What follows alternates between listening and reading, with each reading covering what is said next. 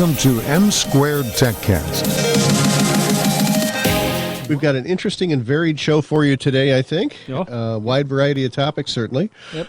We're going to start things off with Jason Raznick, the founder of Benzinga, which is sort of one of the pioneers of the industry now known as FinTech. So I guess, Jason, go ahead and start us off and talk a little bit about the origins of Benzinga and where the tech world is going now from your space. Absolutely. So Benzinga, back in the day, there was very few places to get real-time information on the financial markets. I thought it was unfair that hedge funds on Wall Street had access to information before average Joe investor. And I was working on both sides. I worked in New York, and I thought there was another way to deliver information. So Benzinga was created by crowdsourcing smart people from different verticals. So say that one person knew about, community banks or just different things in the public markets. And at the end of the day, we found experts in these different verticals. And we created a thing called Benzinga Pro, which is a real-time data and news platform.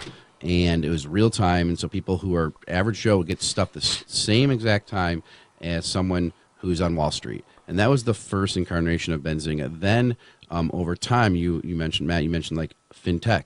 FinTech stands for financial technology. That's what the short abbreviation is, FinTech, financial technology. And that's a changing world. Obviously, you guys know media is a changing world. The way we deliver information is a changing world.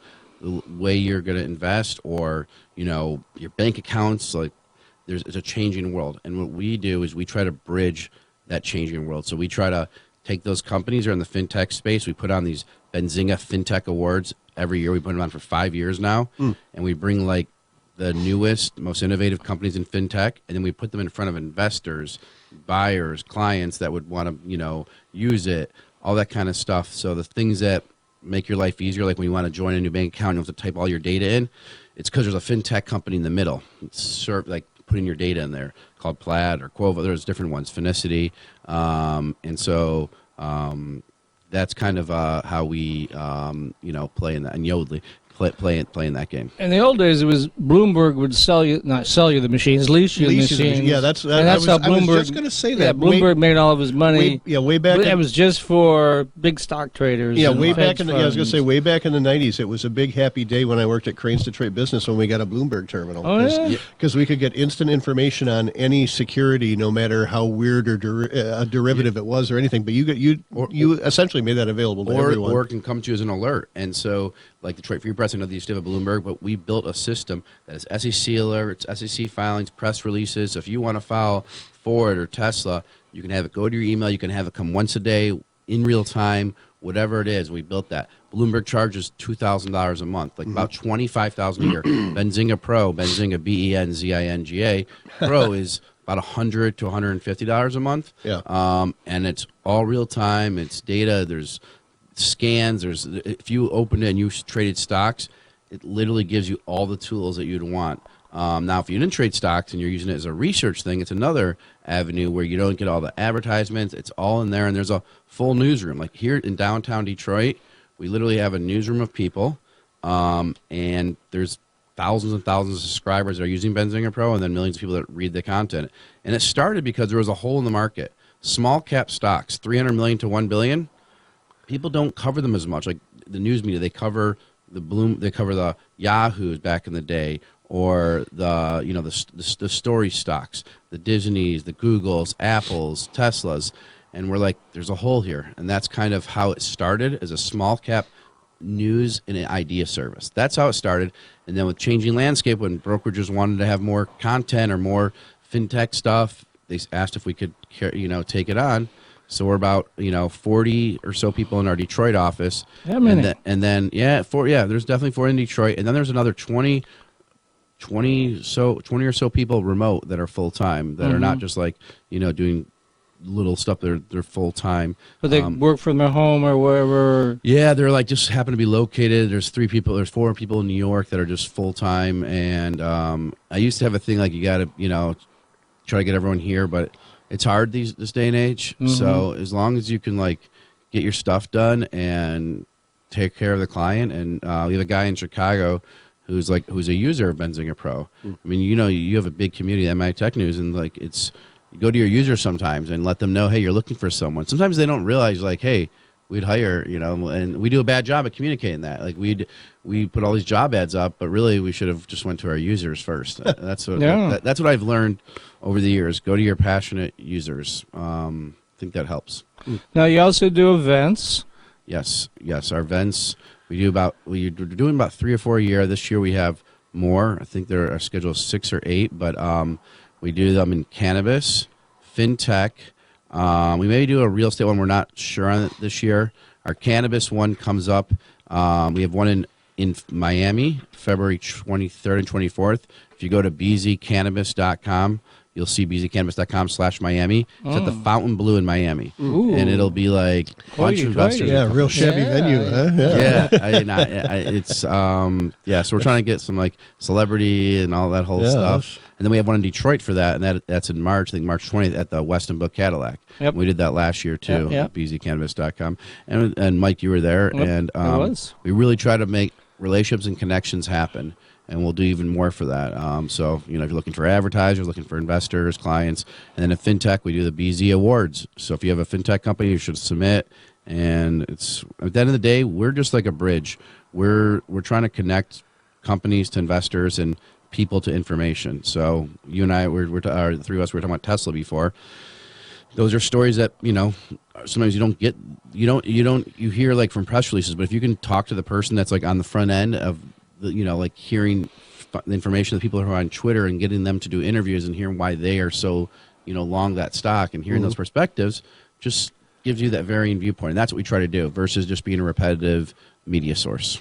And then, of course, you cover, as we talked about, you covered cannabis. And but I was surprised because when you came in, I didn't realize you've been actually covering it for, 5-6 years, right? Yeah, I'm one of those persons when I told you we started Benzinga that we tried to find really smart talent across the world like that. And there was this guy, Alan Brockstein, who wanted to focus on cannabis. And, and we started a product with him called 420investor.com. Perfect. And he has a closed community on our platform, and it's 420 Investor, and there's like a couple thousand people in there, and they communicate all day.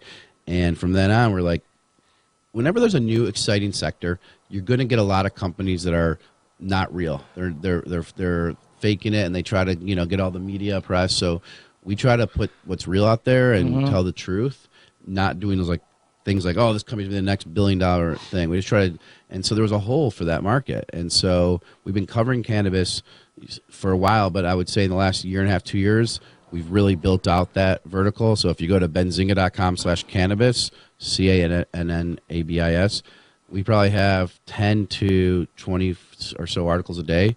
And it's not just like stories but it's saying buy the stock. It's the news. A company raises money, a company goes out of business.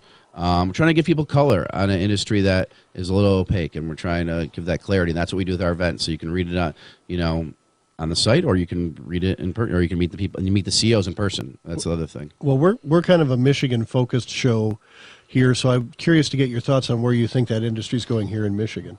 So right now, there's more demand than supply. So there's By far. by far, as Yeah. you know, they're coming in. Waterford got approved, but there's not opening yet because he knows one of the supply. I think the industry will continue to grow. There are some big entrants that are out of state that are entering the market that are interesting. I think there's one side to look at, hey, cannabis, like, hey, get high. The other side is it really can solve problems. My mom has no clue what cannabis. She didn't even know what it smells. It's a long story, funny story. She called security. She thought their room had a skunk smell when she was at a hotel. Oh, yeah. Yep. And she thought there was a skunk next door. She didn't know it was cannabis.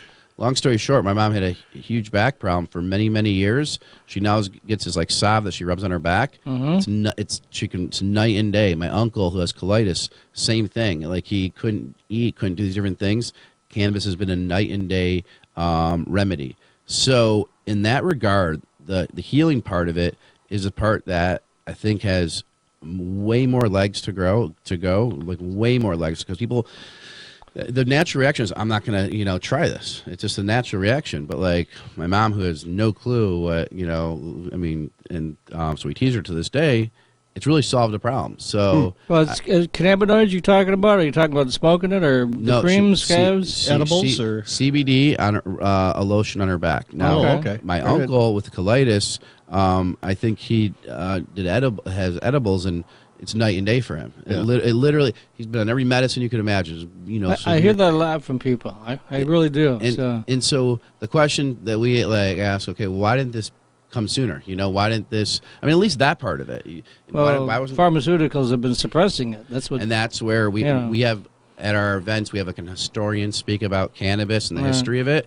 And at one point, time was legal, and then it got suppressed, and that's kind of where it was. It was hemp originally, and then this whole thing changed, and now that it's changing, now the question, Mike, is it's legally, it'll be legal, here in the state it's legal, Right. but federally it's still not. All right.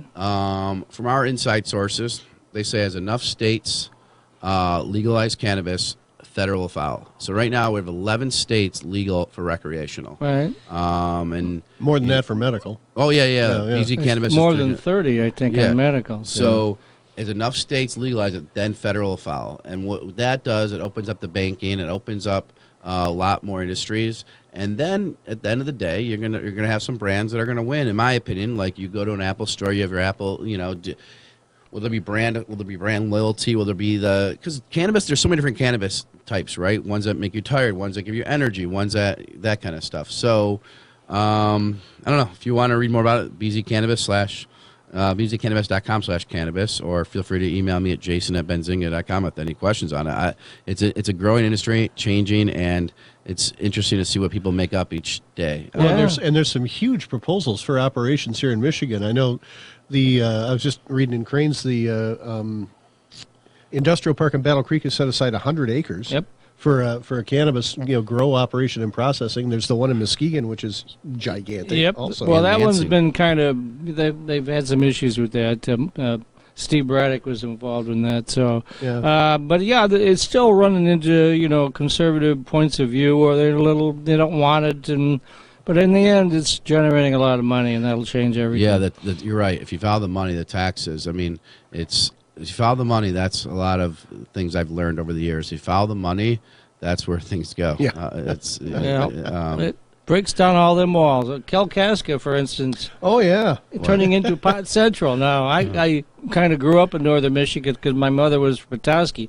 Now, that's hard to believe. Yeah. So- That town is about as conservative as it gets. So, Yeah. Yeah. And like you could do distribution, but the reason if you grow it locally here and you get the whole vertical integration, you get fresher, you can turn it around time quicker.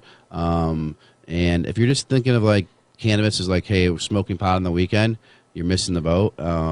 We wouldn't have covered it if that was the case. Like Benzinga, we don't just cover stuff because it's Cool. hot. Yeah, we don't just cover it's cool. We cover there's a business there, and there's a lot of businesses that won't make it. And as you guys know, you guys have covered everything. You've been in the business for a long time, both of you, and you've seen companies that go up and down. And there's a lot of legit, real companies in this space. Now, there's things like who's going to be the survivors of what different industries. Well, that's We'll figure it out. that's the same thing I think is happening in, frankly, in microbreweries, and I think cannabis is going to follow a similar path. For a while, there's going to be a gajillion, local small operations, but not all of them are sustainable. Yeah, So, it always you know. boils down to when a market matures, you have the uniques and then you have the big ones. Everybody in the middle goes away. It's either one or the other. It's interesting. I mean, it's like if you think about retail, right? I mean, Costco is still thriving, but a lot of those other ones that are then Costco's thriving, but the high end thriving, but in the middle, as you mentioned, they're Sears, going away. Kmart. Mervin's went away. Mervin's Yeah. went away, and Yeah. so interesting. You got to find your niche, and That's it. and we hope more people that listen to the show come out to one of our events. You'll see Mike there, and come on. Yeah, that's worth price of admission right now there. that- you know? there's a that's draw. attraction. Oh, okay. BZCannabis.com's attraction, and there's discounts too. So Mike has them, but I know we're cut. Okay, I'm getting the high sign from Dave here behind the board.